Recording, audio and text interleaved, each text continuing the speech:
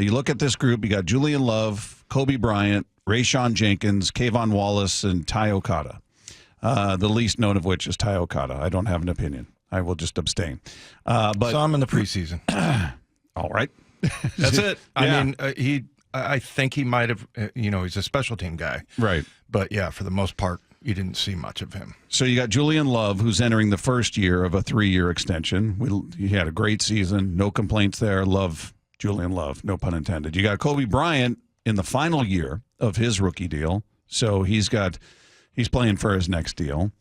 Rayshon Jenkins is the most likely cap casualty here because he's got a $7.9 million cap hit. And if they release him, they save $5.4 million. And then Kayvon Wallace is a free agent.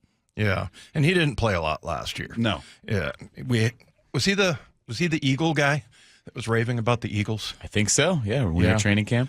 Or was it Rayshon Jenkins? I can't remember. The Eagle. Everybody's talking about the birds. Actual Eagle. I thought you were talking about the team. I was like, I don't recall anybody being a big Eagles fan on the team.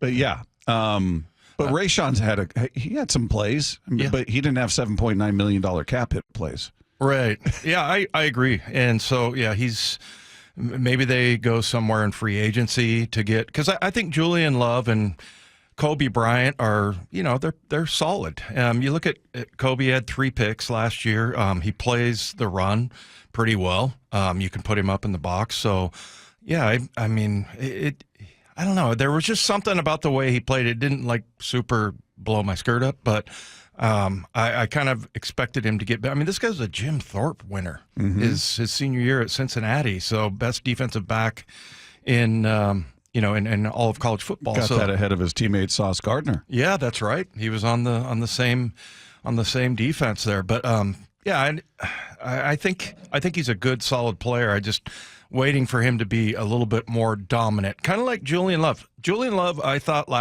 this last season, he really picked his game up, and the best compliment I can give him, he's only one number away at number 20, but there's lots of times where I thought it was Spoon.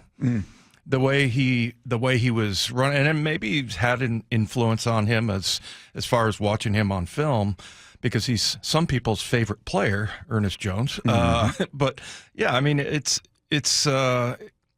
I think he has kind of taken a step. And Julian Love, his career started out sort of on pause. I mean, he basically was a special teams guy and, didn't get a chance to start because he was in New York with a couple of good safeties. But now all of a sudden you see him starting to play like that. So, yeah, I think that's a pretty solid group. I don't really worry about that. We were talking about corners yesterday, or was it 2 days ago?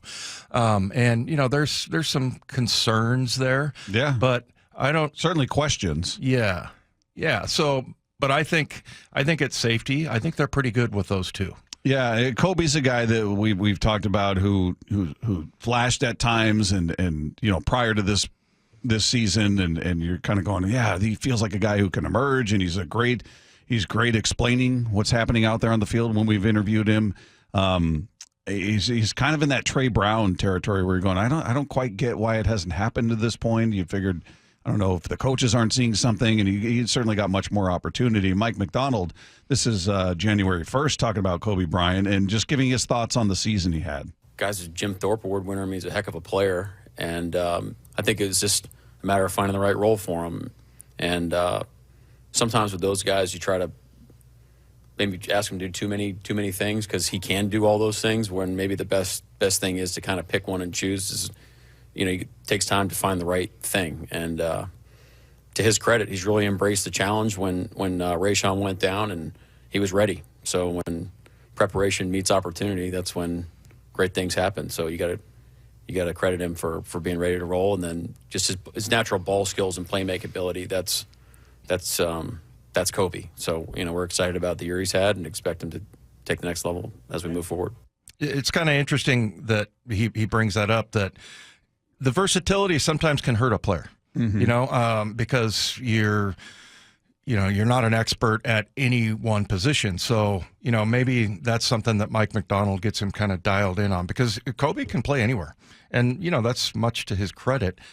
He can play out on the edge as far as a corner goes. He plays inside. He can play safety. He can play nickel. I mean, he does everything. So maybe it's time for him to kind of focus in on just one position and, say that, look, this is who I'm going to be the rest of my career, and just kind of fine tune it. Well, and this is a consequential year for him. It's the final year of his rookie deal. Mm-hmm. I don't know what their plans are. I've got to believe Rayshon Jenkins is going to be a cap casualty. I mean, 7.9 for him is just too much. That's too big of a hit. We're talking about, again, the Seahawks are one of 5 teams who are over the cap. So they've got to figure some things out. Who stays, who goes, who do we restructure, who do we extend, how do we, it's going to take a lot of players and maneuvering there. So he seems an obvious choice. Kayvon Wallace, I don't know that they've got any attachment there. They could find somebody else. So, in terms of, who's got the most at stake this upcoming season, to me, it's a no-brainer. It's Coby Bryant, because you're playing for your next deal, and Love has already signed his extension, and the other guys, I don't know that they're even going to be back. So, yeah, I feel like it's Coby, and if he can duplicate and improve upon what he did this most recent season, that just wrapped up, he's a guy you want to keep around.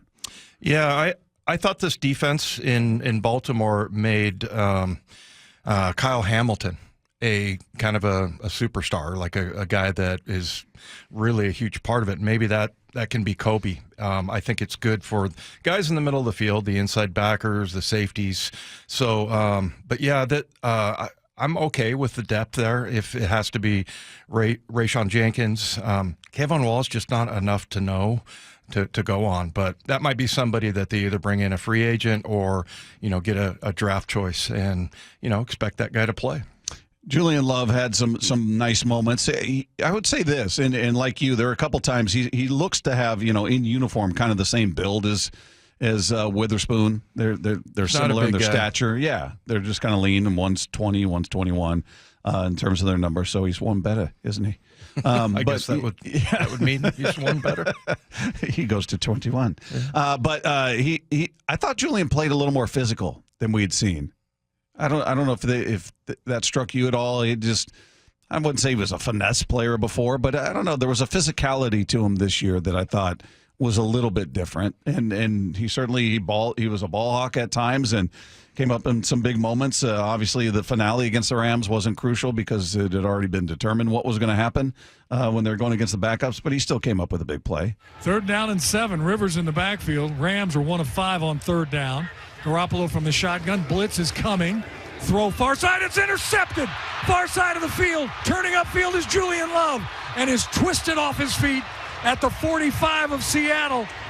The Seahawks, we thought, got a takeaway earlier in the game. It was overturned. This time they get one, and it's going to stand. Well, the crowd was going ballistic, weren't they? So quiet there before. It seemed pretty subdued, but I guess, they were watching their backups play in a game that didn't mean anything.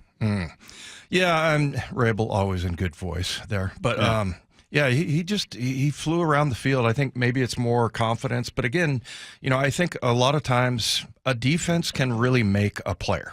And I've talked about it before in my career. There were just certain things that, when I went from a 3-4 to a 4-3, it just clicked for me and everything made sense. And, and then also the guys that you're playing next to. And I think Spoon makes a lot of players different. He makes them better.